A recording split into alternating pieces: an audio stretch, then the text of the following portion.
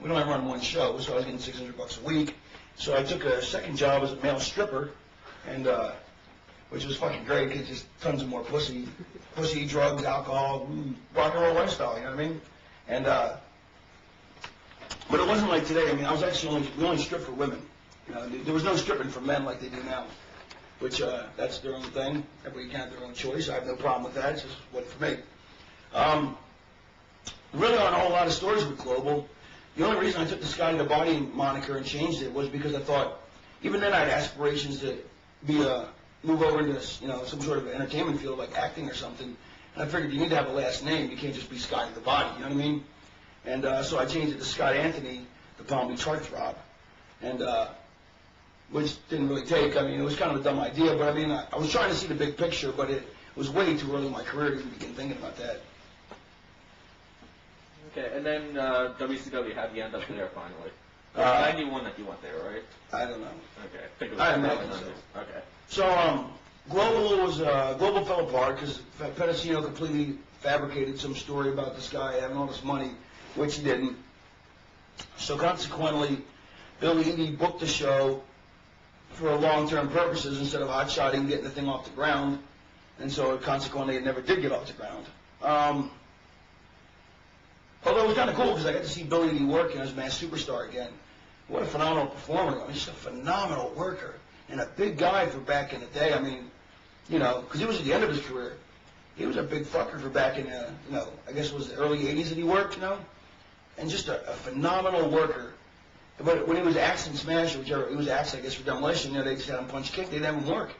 But to actually see him work again, it was really cool, And I got to commentate some more, and basically I just got to do my own shtick, you know what I mean?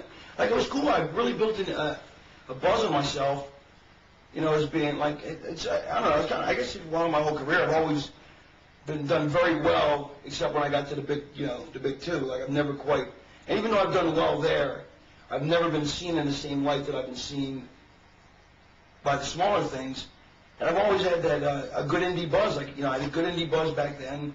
I've had indie buzz now, the ECW days. I mean, and I've always liked the underdog, so I guess that worked out well for me. I've always liked rooting for the underdog and being the underdog.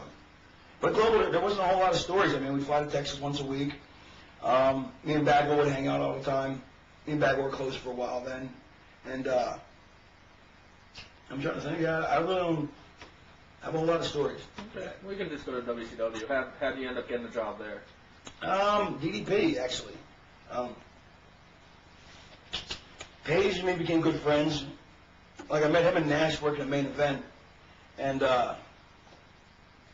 he, I'm trying to remember. I guess he bugged Dusty.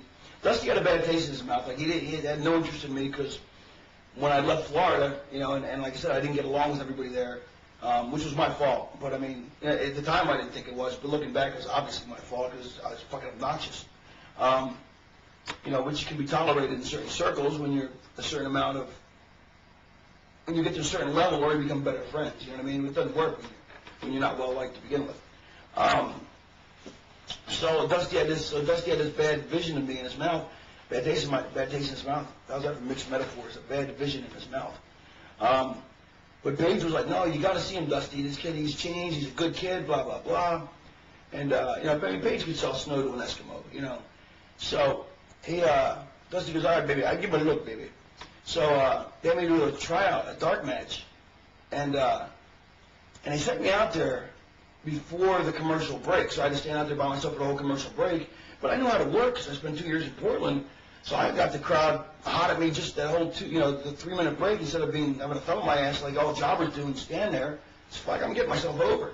And I did a bunch of horse shit and a bunch of gaga, and then I don't know who I worked with, but I fucking bumped my ass off and did some more. There's a lot of stuff that you learn when you learn how to work that guys today don't know, like tricks and stuff, or certain, I don't know. It's hard to say. I mean, but there's ways of getting over, and I knew all of them.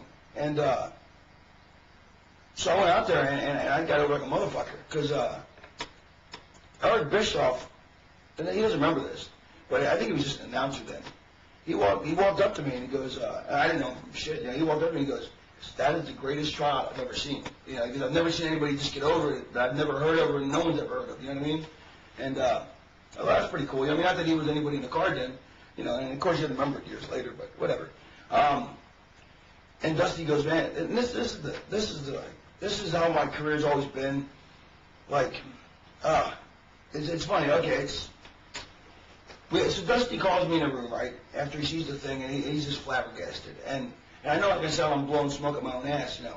But he was, because he calls me in there, and me and Paige are sitting at the table, and he goes, baby, and I do a poor Dusty Rhodes impression, but baby, he goes, I'm going to make you the next Ric Flair. He goes, I see you with all the robes, because I had like, when I was in Portland wrestling, I got like 15 ring jackets. Like, I buy these cheap jean jackets at TJ Marshalls and Max. I'd hang fringe, like neon fringe off them and neon patches. I'd sew them all on the right. Somebody sewed them for me, but, you know, so I had like 15 different jackets. I mean, and they all cost like 50, 60 bucks a piece, whereas most guys were like, nah, I'm not spending my money on that. I need my money for other stuff. But to me, you got to reinvest. Like, to me, it's like investing in stock. I was investing in myself because I knew I was going to make myself money.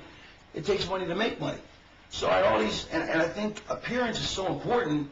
You know, you can be the best worker in the world, but if you're just some boring guy in a pair of tights, you're just a boring guy in a pair of fucking tights, you know, unless you just transcend everything. And he was like, serious. He goes, I'm going to make you the next Ric Flair. He goes, you're like a charismatic. He goes, I'm going to start as a cruiserweight, then you're going to start challenging the heavyweights, and then you're going to become a heavyweight fucking top guy. He goes, and he goes, you know, Flair has all the, you know, the suits and everything. He goes, but you got today's look. He goes, so I'm going to market you that way, you know. And I just thought, fuck, I hit the fucking jackpot. Finally, my dreams are going to come true. And Paige is kicking me under the table like he can't believe it either, you know what I mean? Like, he's like, fuck, man, you made it, you know. And Bill Watts came in, and that was it. I mean, this fucking Bill Watts, for some reason, whatever, decided I was a stooge, which I wasn't, and I never have been. But he decided I was a stooge, even though he's the guy doing torch talks. He's the guy that talked to him all the fucking time, you know?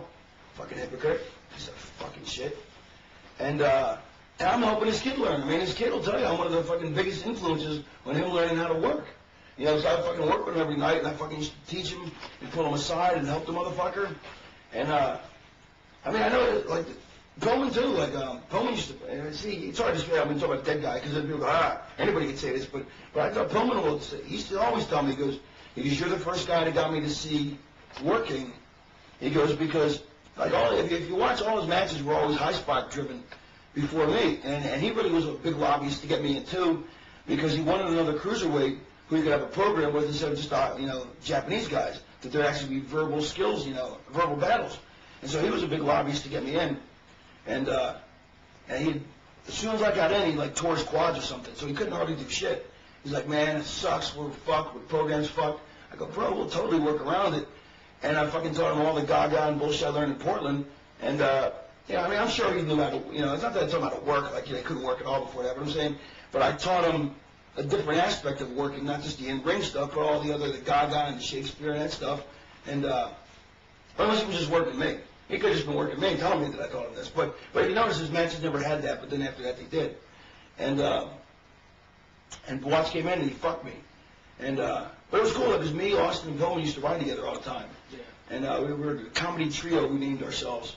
And I always consider myself a pretty funny guy, but I was a fucking weak link in that group because Austin's fucking hilarious. And Pillman was just unbelievably funny. And so we used to ride together, and Pillman would, like, me and Austin would be in the front seat, Pillman would be laying in the back seat reading his vocabulary books. And he had, like, the most extensive vocabulary you've ever seen. Like, he would just fucking, he would just sit there with his power vocabulary book and pull words out of his ass, like, extraneous. What's that mean? And fucking, he'd look it up, and he fucking, you know, and he learned all that shit. It was pretty funny. And, but I was sinking into fucking some misery here because, like, they were going to use me, and Dusty had these big plans, and Watts came in and out and fucking jobbed me out left and right, you know? And, no, I'm sorry, they hadn't started jobbing me out yet, but I'm sorry. First I was bummed out because they wouldn't book me in house shows. Like, Dusty was like, we'll get you to the house shows, but the guys who are on their way out, we got to finish them off, give them some money before they go. And I was only making $300 a night.